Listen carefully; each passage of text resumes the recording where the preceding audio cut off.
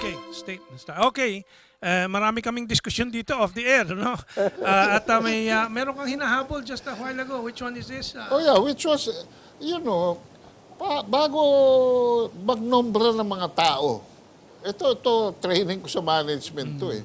Kailangan alam ko muna kung ano, saan ako papunta. Where am I going? What is my vision? And then, anong magiging mission ko? Ano mga dapat gawin para yung vision ko ay matupad, no? At maisagawa. And then, papasok ko sa mga mechanics. Pagka na-draw ko na ngayon yan, I will be able to now see, insofar as my objectives are concerned, kung anong mga klaseng taong ipapasok ko dito sa organisasyon na ito. Eh, hindi ganun ang nangyayari. Ang nangyayari, it's still a politics by personalities. Tapos, para bang yung gabinete ni Noynoy Aquino ngayon. Kanya-kanyang kayod sila. Wala silang centrality. Wala silang strategic point of convergence.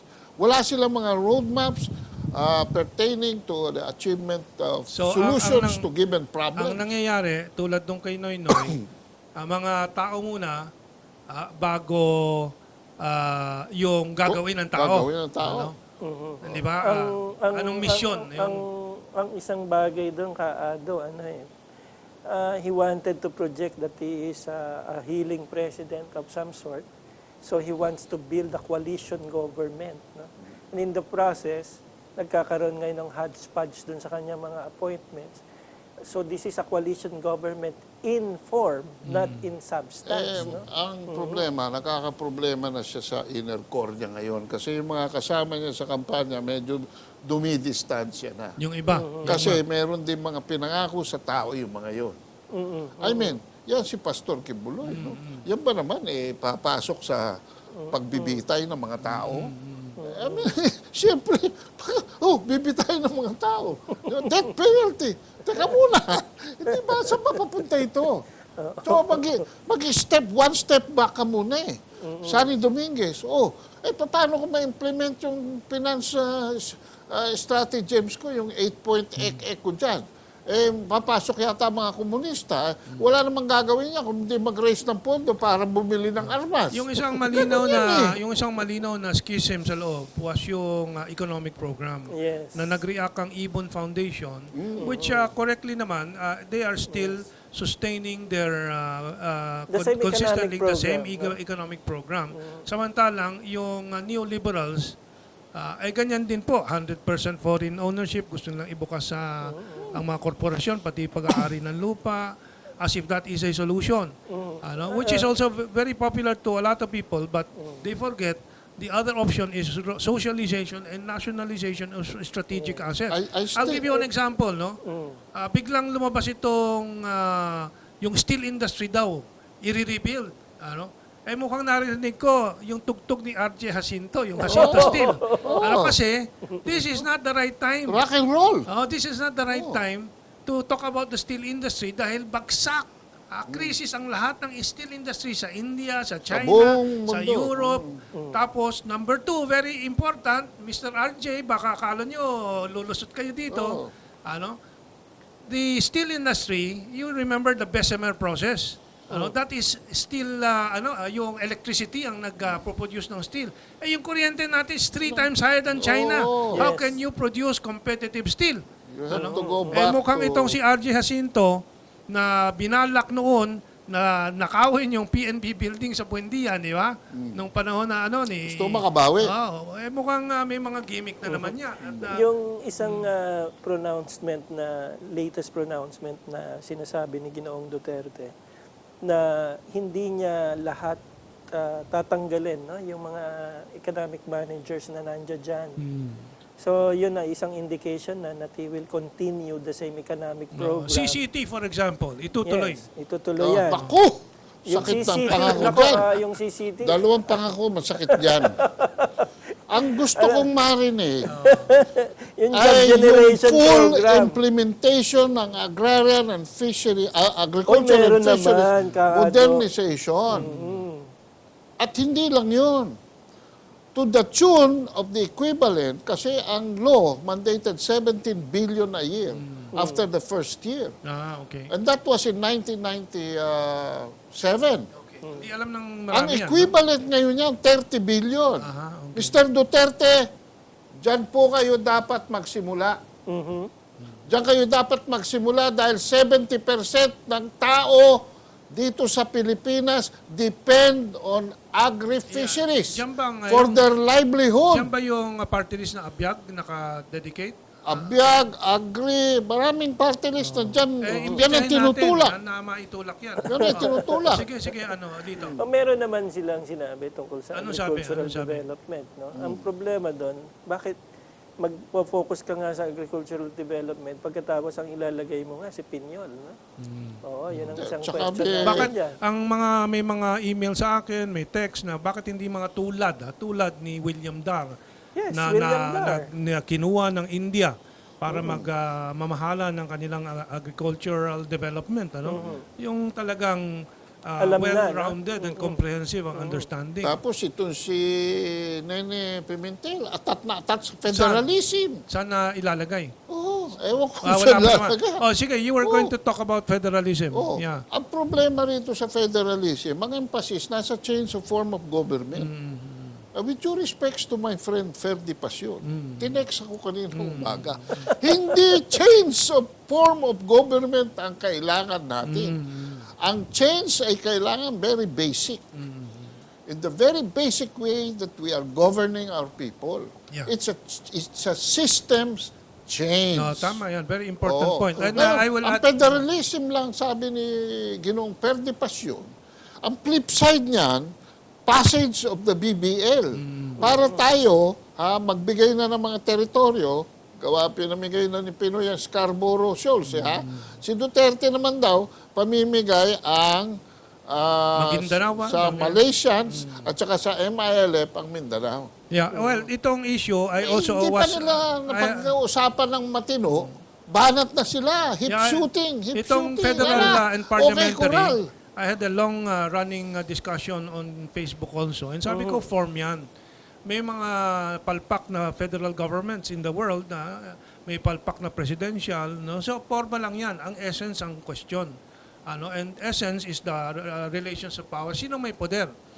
And that is based on economic relations. Now, kung yung pinakamalaking industriya na inelastic ang demand, kuryente, tubig, transportasyon, na pwedeng panggalingan ng mga savings of society, ilagay mo sa kamay ng Ayala, Ramon Ang, Sos Marcet. Pangilinan, nandoon ang poder sa kanila. Kaya nga kita mo, unang i-anunsyo ni Duterte, yung pagbibigay ng mga gusto nitong mga to, 100% ownership and so on, so on. Etc. And don't make the mistake, the public should not make the mistake na pag dumating ang foreign oligarchs, kompetisyon sa local oligarchs. That is absolutely false. Magkakartel yan. Tsaka, Mag-unify yan. Ang sagot sa lahat na yan ay nationalization and socialization.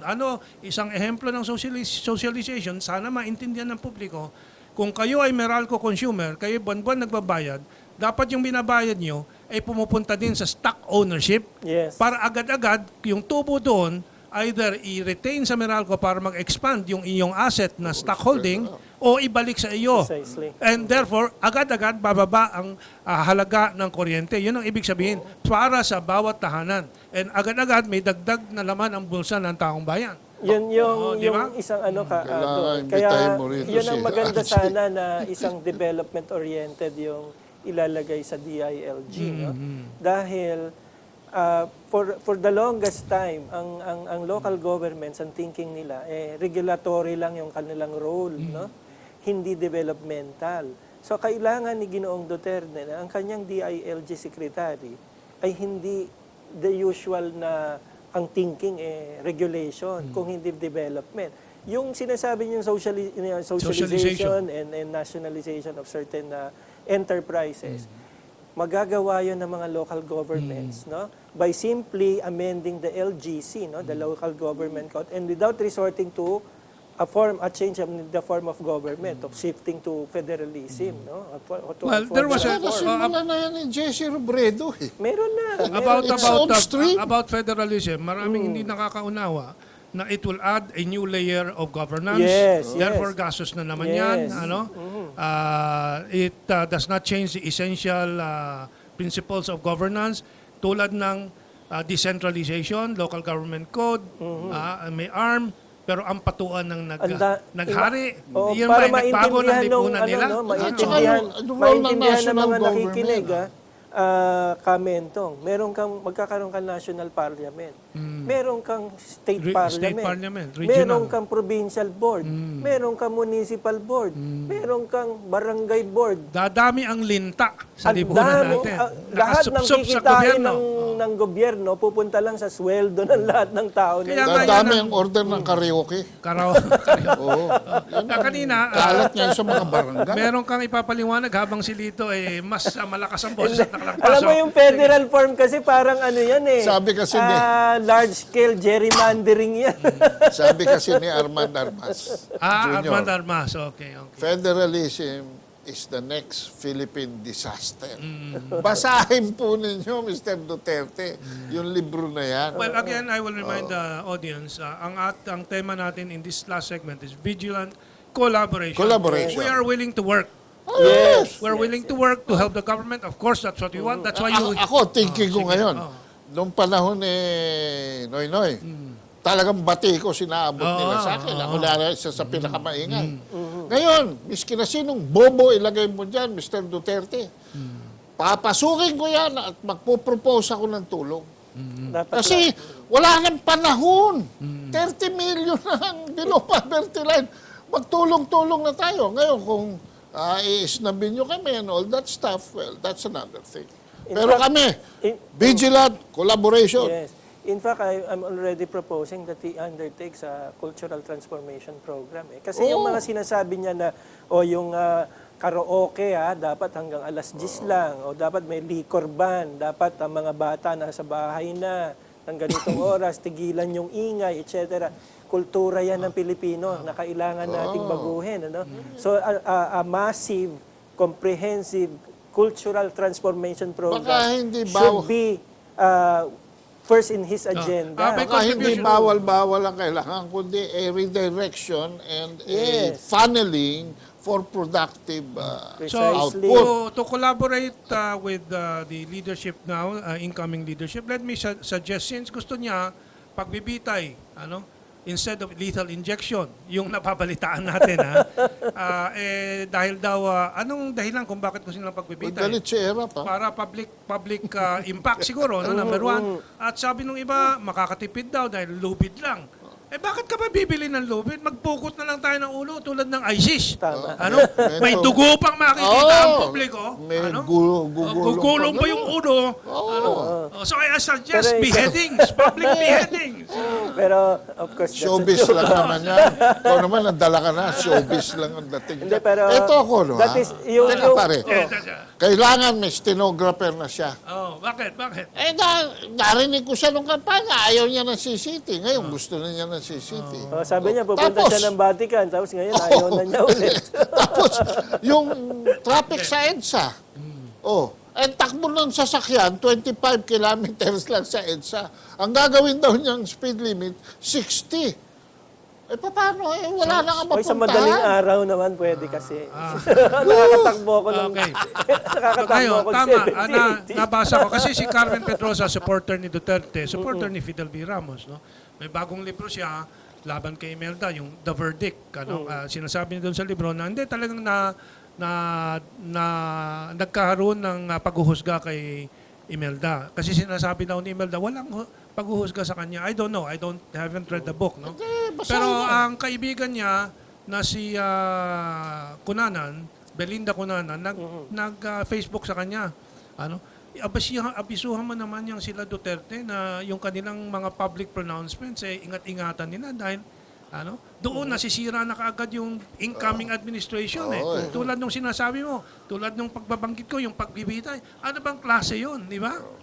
Is creating unnecessary enemies very early. Fear He has not factor. even proclaimed at all. Paano?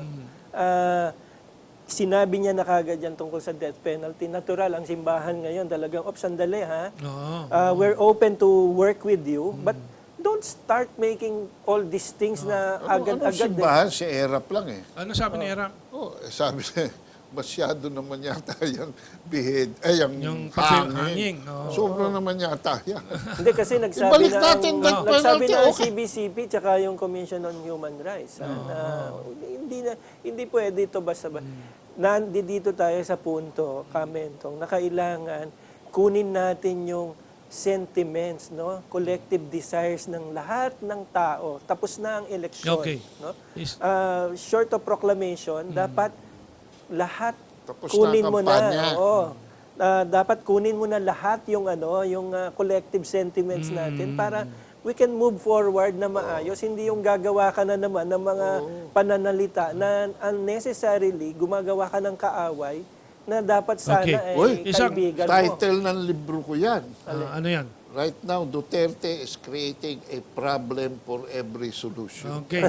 So let's see if he has one solution for a very very crucial problem, and pagpupuri ito doon sa kanyang pananaw doon sa relasyon sa China na handa siyang mag-bilateral talks. Gusto niyang anyayahin ng China na magtayo ng tren sa Mindanao at sana yan sa buong Pilipinas.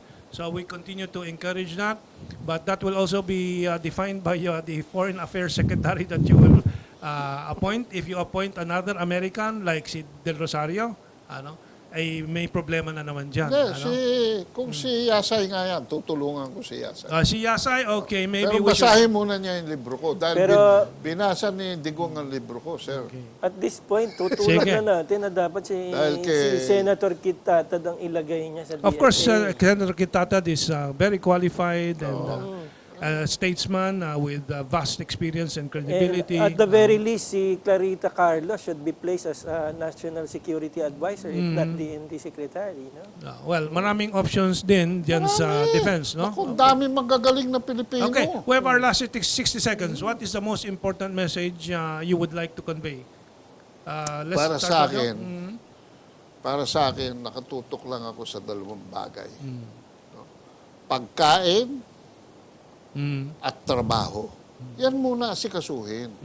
Kasi pag lahat napunta dyan, no, hindi ko sinasabing hindi naayusin yung iba. Pero itong bigyan natin ng malaking budget. Okay. Dahil pag umandar yan, pati kriminalidad At automatically magka-point na tamang babagsak. tao. Okay, Walang dito. tamang tao. Sa akin po kailangan sa laki ng mandate na nakuha niya, no? He can do anything and everything. Pero sa akin gusto ko sanang makita na mag-initiate siya ng isang cultural transformation program. Okay. Yun ang unang-una. Ang mensahe natin sa bayan, hindi tapos ang ating pagbabantay, natapos lang ang eleksyon. Dahil nga katatapos lang ang eleksyon, dapat i-doble natin ang ating vigilance. Okay, maraming salamat po. And tune in to the new shows that we have like Journeys, Chronicles of Our Asian Century. Mabuhay and have a good weekend.